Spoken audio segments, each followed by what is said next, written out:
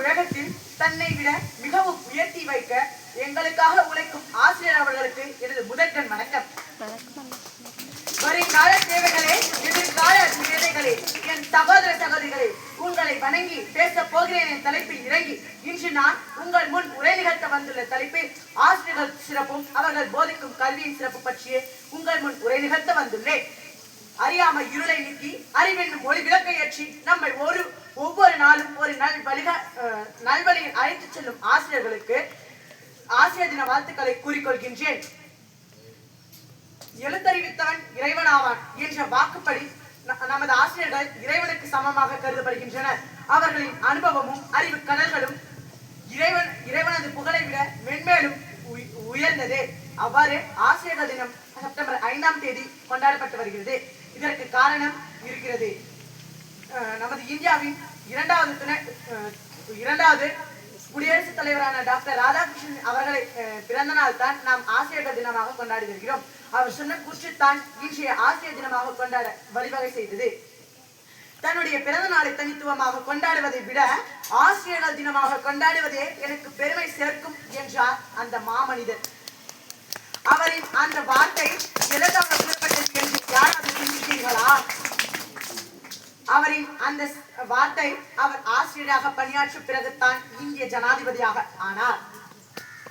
அவ்வாறு எழுத்தறிவுகளை மட்டும் கற்பிப்பதன்று உடற்கல்வி, தொழில்நுட்பம், கணினி, மருத்துவம், ஆன்மீகம் இவற்றையும் சேர்த்து பல கலைகளோடு நமக்கு கல்வியை கற்பிக்கின்றன நமது ஆசிரியர்கள்.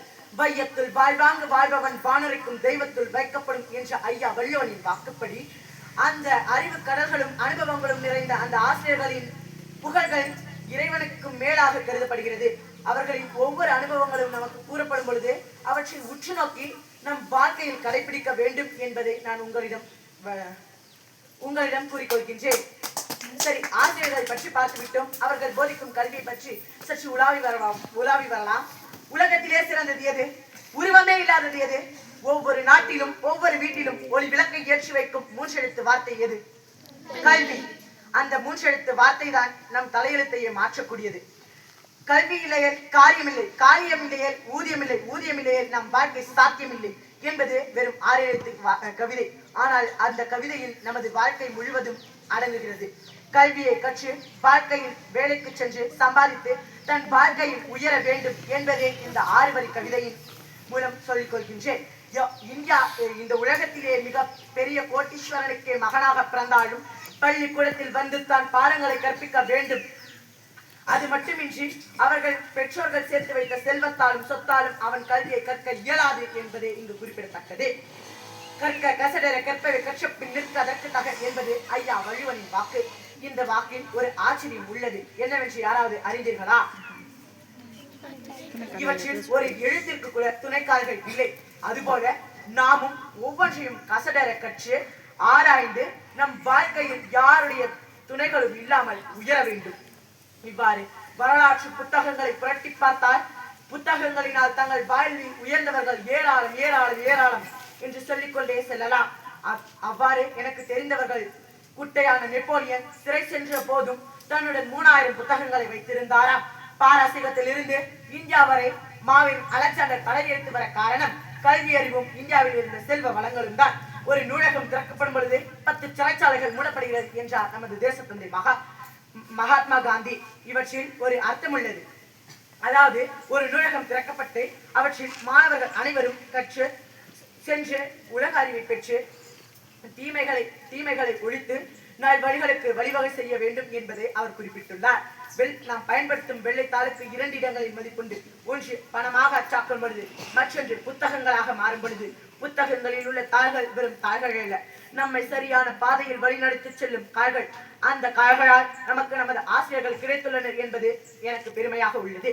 அவ்வாறு ஒரு மெழுகாய் தன்னை உருக்கிக் கொண்டு அதில் அனுபவங்களும் அறிவுகளும் ஒரு திரியாய் போட்டு ஒளியை ஏற்றி ஒவ்வொரு நாளும் நம்மை நல்வழிப்படுத்தும் ஆசிரியர்களுக்கு ஒருமுறை நன்றி கூறிக்கொள்கின்றேன். அல்லல்ல குறையாத அக்ஷய பாத்திரம், கல்வனாலும் திருட முடியாத செல்வம், வெள்ளத்தாலும் அடித்துச் செல்ல இயலாது, தீயினாலும் எரியாது, தன்னை ஒவ்வொரு நொடியும் கவசம் போல் காக்கும் ஆயிரம் பல பல கவிஞர்களையும் கலைக்கடல்களையும் கொடுத்த கலைக்கடல்களை கொடுத்த மந்திரம் அது வேறொன்றுமல்ல நாம் பயின்றும் மூன்றெழுத்து வார்த்தை கல்வித்தான். இவ்வளவு பெருமைக்குரிய கல்வியை பாரதிதாசன் தன் கவிதையில் அழகாக சிறப்பித்துள்ளார். படி நூலைப்படி, சங்க தமிழ் நூலைப்படி, முறைப்படி நூலைப்படி, காலைப்படி, கடும் பகல்படி, மாலை இரவு பொருள்படும்படி, கற்பவை கற்கும்படி, வள்ளுவன் சொன்னபடி, கற்கத்தான் வேண்டும்படி, கல்லாதவன் வாழ்வதைப்படி, அறம்படி பொருளைப்படி, அப்படியே இன்பப்படி, இறந்த தமிழ் நான்மறை பிறந்ததென்று செல்லும்படி, அகப்பொருள்படி அதன்படி, புறப்பொருள்படி நல்லபடி, புக படிப்படியாய் புலமை வரும் என் செற்படி, சாதி என்னும் தாழ்ந்தபடி, தீமை வருந்திரும் மறுபடி, பொய்யிலே முக்காற்பொருள் புரட்டிலே காற்படி, வையகமே மாறும்படி, வைத்துள்ள நூல்கள் ஒப்புவதைப்படி, தொடக்கையில் வருந்தபடி, இருப்பில் பூஞ்சிப்படி, அடங்கா இன்பம் மாறுபடி, ஆண்டர்கள் சொற்படி என்று பாரதிதாசன் தன் கவிதையில் படி பல நூல்களை ஆராய்ந்து தேடி படி, சங்க தமிழ் நூல்களை தேடிப்படி, உலக பொதுமறையான திருக்குறளை படி, தங்கள் வாழ்க்கைக்கு தேவையான அற வழிகளை தேடு என்று அவர் அழகாக கூறியுள்ளார். அது மட்டுமின்றி ஆசிரியர்களின் அனுபவங்களை நீ தெரிந்து கொள், அவர்களிடமிருக்கும் கலைகளை நீ பெற்றுக்கொள் என்று கூறியுள்ளார். அதுபோல நமக்கு எழுத்தறிவுகளை போதிக்கும் ஆசிரியர்களுக்கு மீண்டும் ஒரு முறை ஆசிரியர் தின நல்வாழ்த்துக்களை கூறி, பேசியதோ சுருக்கம், அது கருத்தோ பெருக்கம், இனி தேவையில்லை விளக்கம், பேசி முடிக்கிறேன். நன்றி, வணக்கம்.